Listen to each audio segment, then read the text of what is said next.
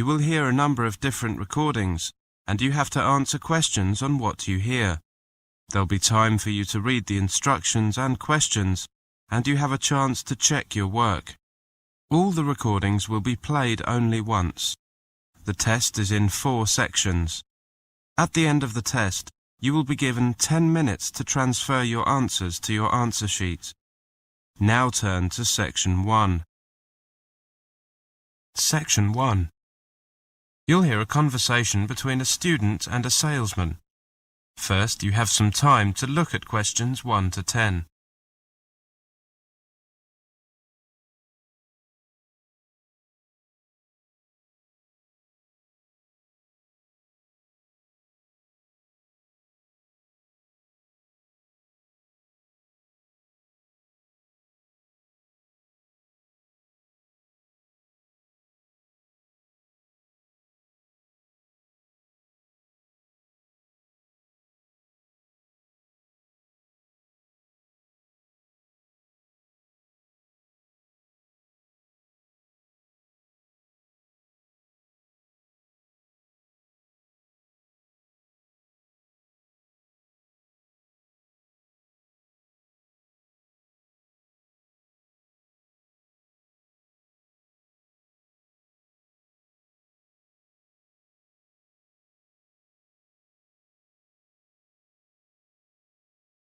Now listen carefully and answer questions 1 to 10. Good morning. Is that Copewell Insurance? I'd like to ask you a few questions about getting insurance. Certainly. What kind of insurance are you looking for? Well, I'm a student and I need comprehensive cover.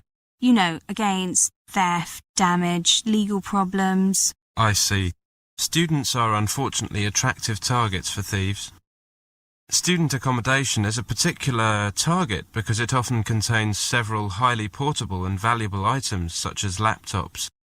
We offer cover specially designed for the needs of students, covering students in several key areas. Oh, that sounds like it's exactly what I need. Please tell me more. Well, the first area we cover is room contents. We provide insurance cover for your belongings on a new-for-old basis, including desktop computers against theft, burst pipes, fire, vandalism, storm and flood. Does that also cover me if I live in university accommodation? Yes, it does. It also covers any shared areas in your accommodation and anything you leave in locked storage on campus at any time. Is there a limit on claims of this nature? Yes, there is. Individual items are limited to £2,000 per claim, and the following items are limited to £600 per group per claim. Valuables, musical instruments and any data storage devices apart from computers, such as CDs, DVDs, cassettes and computer games. Clothes are limited to a maximum of £250. However, cover for items above these amounts is available for an additional premium. I see. And how about accidental damage? We cover contents against accidental damage occurring while they are in your rooms, and we cover replacement keys and locks up to £150 if you lose your keys. Does this cover items that I leave in my accommodation during holidays? Yes, it does, but the limit is lower, up to £3,000 in total, and there is only cover for up to 35 days. That is if the rooms are unoccupied continuously for 35 days. I understand. Am I also covered against theft whilst travelling? Yes, you are. I should also point out that your mobile phone is fully covered, and the insurance covers any airtime abuse by the thief up to £150. Great. What about legal and health problems? Your legal expenses are covered up to £50,000 for defending claims against you, for claiming against other people for damage or injury they cause you, and tenancy disputes. The last one is particularly useful for students. Course fees you have paid or are liable to pay in the academic year, up to £5,000 in total, are also covered. If as a result of your illness, death or accident, you have to leave your course early, or if a parent on whom you rely for financial support suffers illness or redundancy. That sounds very comprehensive indeed. Does the special introductory rate still apply? It says here that it's valid until the end of June. Yes, it's still valid. There have been no changes in the terms of the offer. Can I just mention that the following extra cover is automatically included free of charge in all our policies. Our 24-hour helpline, providing advice and counselling on health, drugs, debt, housing, legal and welfare matters, cover for your personal legal liability of up to £1 million, loss or damage to property on loan to you up to £500, loss or damage to your landlord's property up to £5,000, credit card theft up to £500, injury and damage to possessions by mugging or assault up to £5,000, and accidental death of a parent or guardian £5,000. That's exactly what I'm looking for. A fully comprehensive package. I'll come to your office this afternoon. Should I come to see you personally or... You can ask for me. My name is Stevens. Right. My name is Shipton, Annie Shipton. OK, I'll see you this afternoon. We normally close the office at 5, but I'll be here until 6 today. Thank you. I should make it before then. Goodbye. Goodbye. That is the end of section 1. You now have half a minute to check your answers.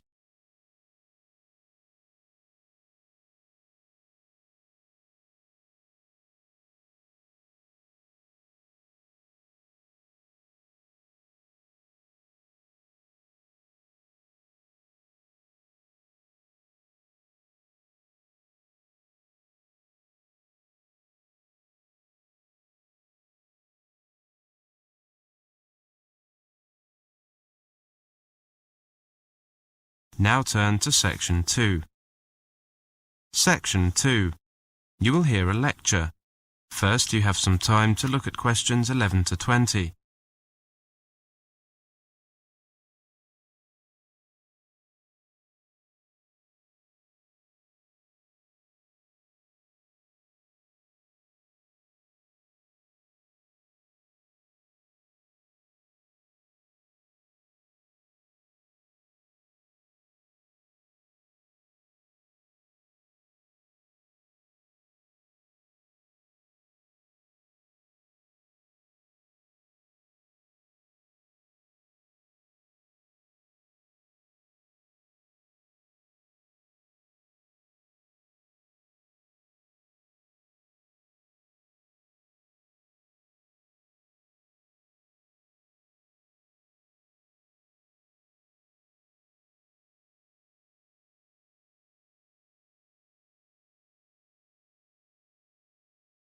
Now listen carefully and answer questions 11 to 20.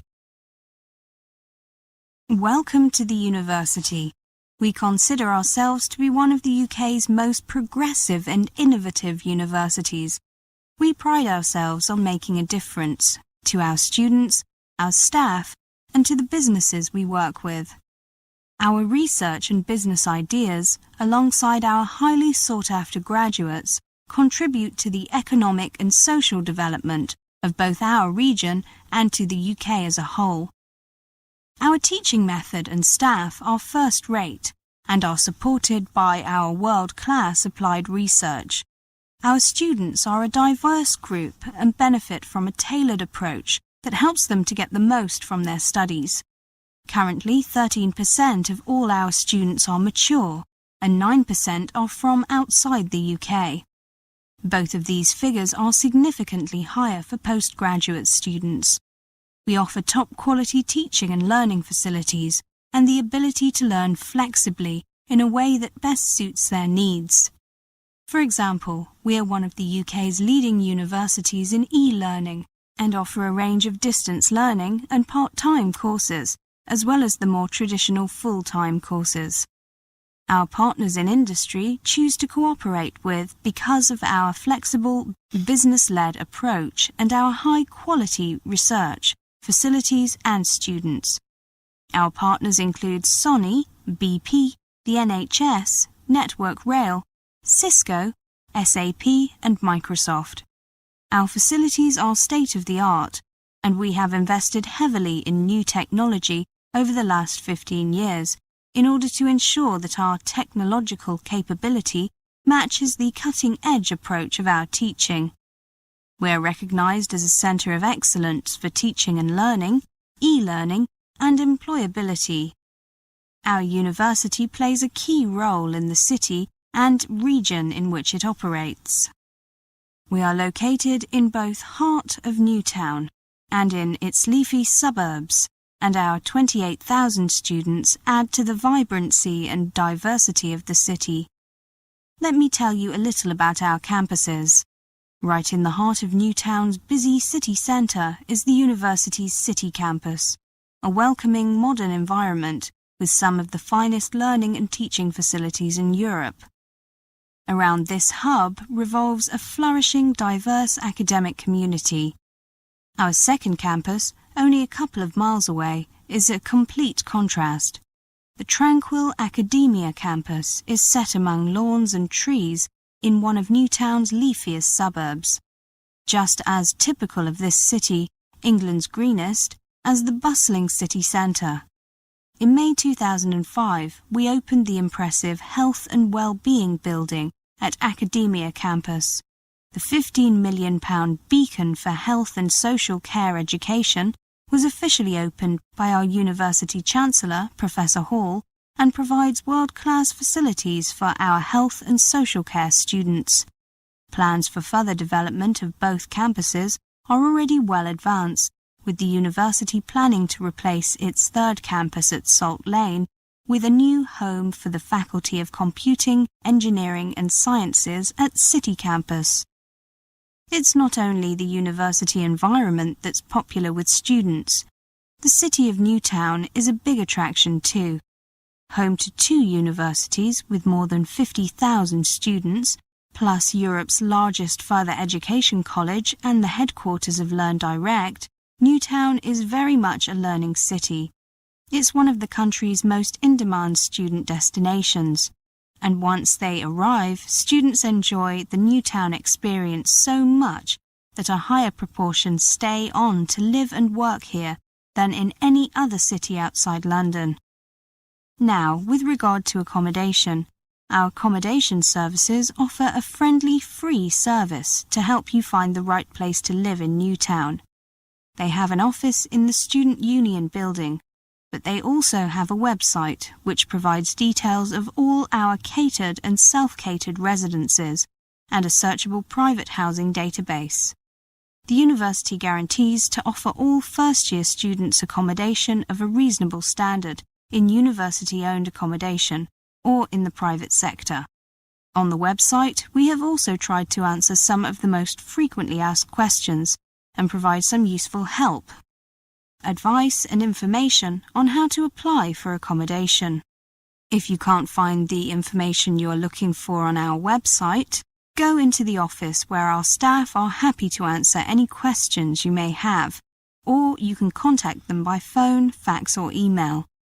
The university is sensitive to the accommodation needs of individuals and provides both single-sex accommodation and accommodation that is suitable for students with disabilities and special requirements.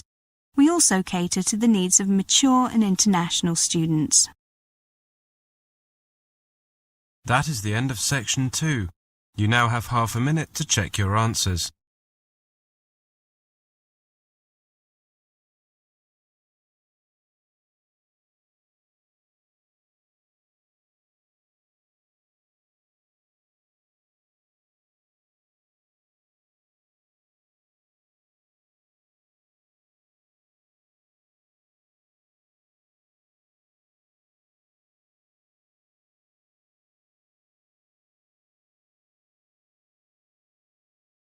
Now turn to section 3.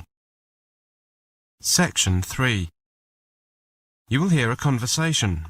First, you have some time to look at questions 21 to 30.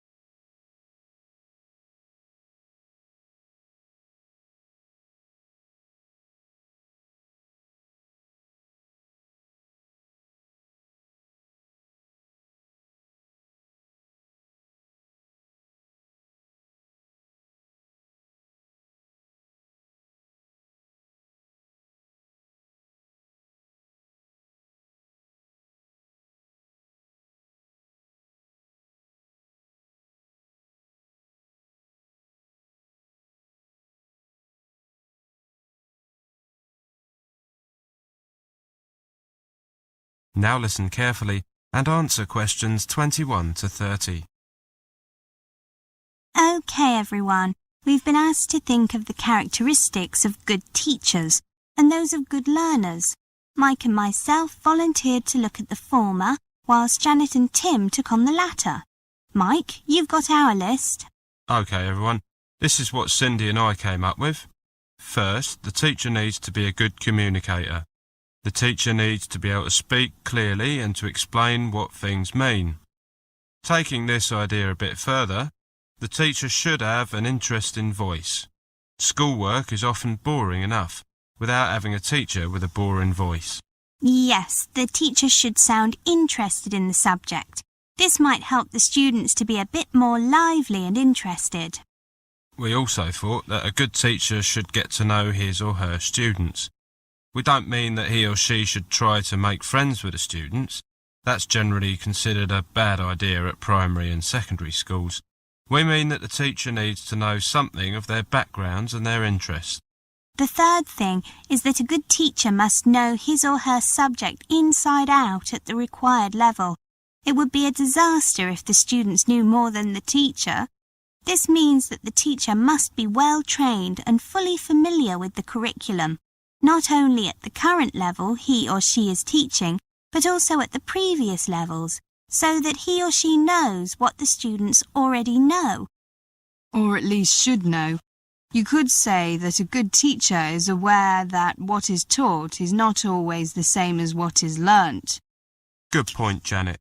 Our next point is that a good teacher pulls you up one step at a time. They see that the gap between where you are and where you need to go is small enough to breach, so you can move up steadily, one step at a time, but large enough to signify true, real progress. Another thing is that teachers are guides, sometimes even role models for students. Much of one's character is shaped by the teachers. So, as a good teacher, you must be honest and be patient. In addition, a good teacher must dress tidily, so as to set an example and to look professional. So, Janet and Tim, over to you. Well, we come up with a whole list of things. First, a good student is active. This encompasses a wide range of things, not only getting on with the work assigned to them. For example, a good student will ask questions, particularly when they don't understand something, or for confirmation. He or she is motivated to learn and has study goals, either general goals such as getting into university, or specific goals for things that he or she wishes to learn in the next month. A good student is disciplined. Now, we don't just mean good behaviour. We mainly mean that he or she has the discipline to stick to a good study routine. This includes reviewing and previewing work. Tim will tell you what else we thought of. We also thought that a good learner focuses on finding reasons why to do something, not on reasons not to do something. Poor students usually tend to offer the immediate response, but, yeah, I've seen that a lot. Haven't we all? A good student is aware that learning often happens days or months later. It is not always linear, and it is not always immediate. He or she sees learning as a long-term project, rather than modularizing, if you like, into clusters of to-dos, example. Preparation for an exam. Many students will not do anything until about 2 weeks before a test and then cram. Then they wonder why they didn't do well. Exactly. Any other ideas?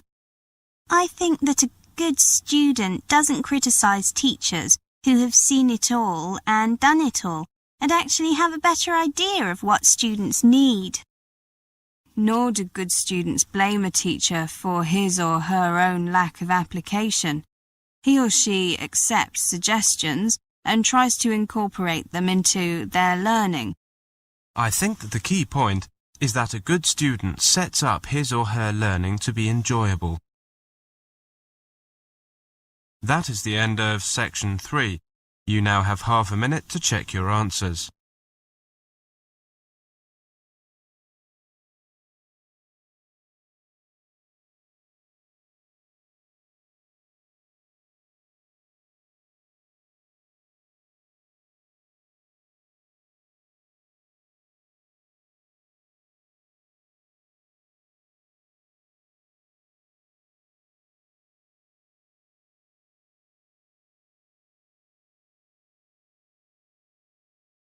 Now turn to Section 4. Section 4. You will hear a presentation on writing an academic essay. First, you have some time to look at questions 31 to 40.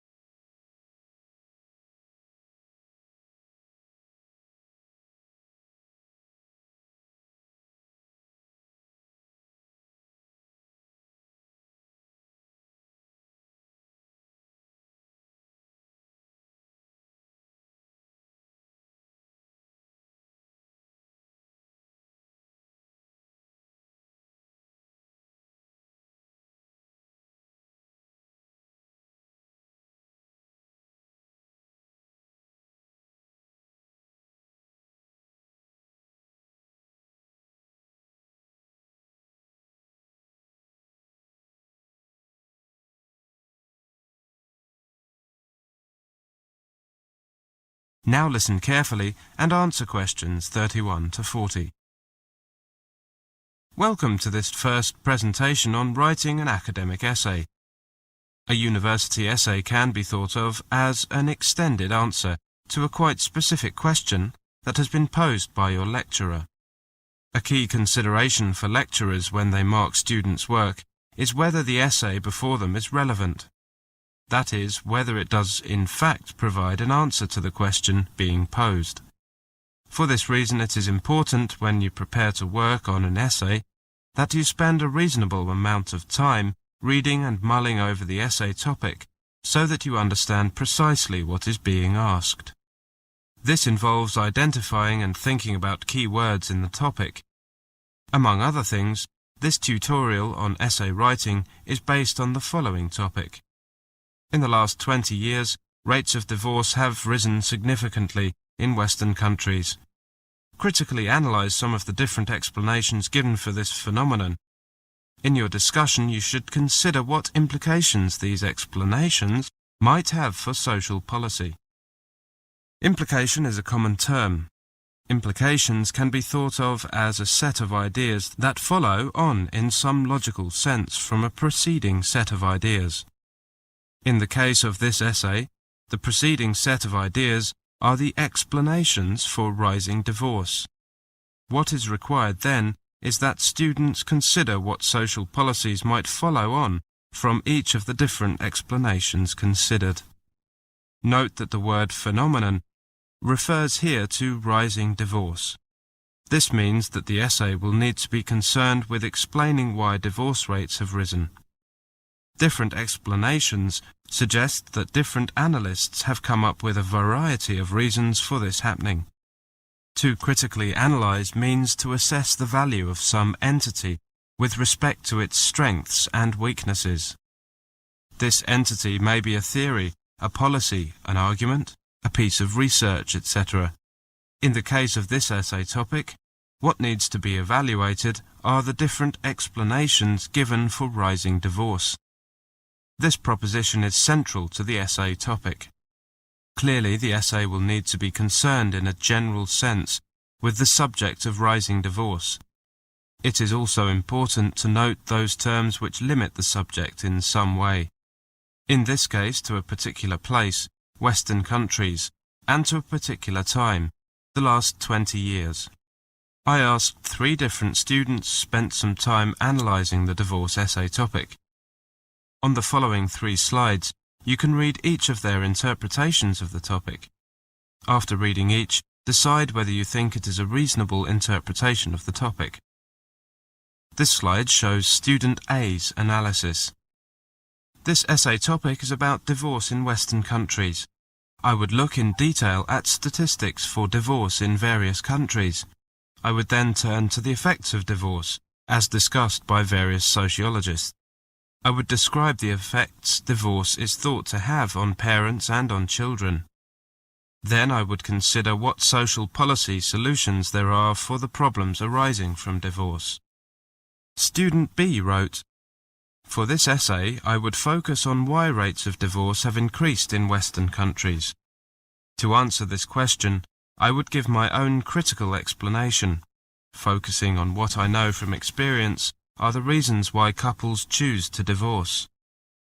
I would then interview a number of divorced people I know, asking them what the reasons were for the breakdown of their marriage. I would then consider current social policies relating to divorce and find out how well the people I interview have coped since they were divorced. And this slide tells us what student C wrote. This topic states that divorce has risen in Western countries. First, I would want to find out if this is the case by looking at statistics from a number of countries. Assuming that the proposition is true, I would then look at a variety of accounts given by sociologists for this increase. For each of these, I would consider how adequate an explanation it is. The topic seems to imply that rising divorce is a phenomenon that needs to be addressed by policymakers. I would then think about what sort of social policy positions might follow on from each explanation. Having read the three interpretations, in your opinion, which seems the most reasonable interpretation? Ah yes, I think you've got the answer. Of the three interpretations, student 3's would be closest to what is required. The student is proposing to comment on the adequacy of a range of sociological explanations for divorce, i.e., critical analysis, and then to consider what types of social policy would follow on from her explanations, i.e., implications. That is the end of section 4. You now have half a minute to check your answers.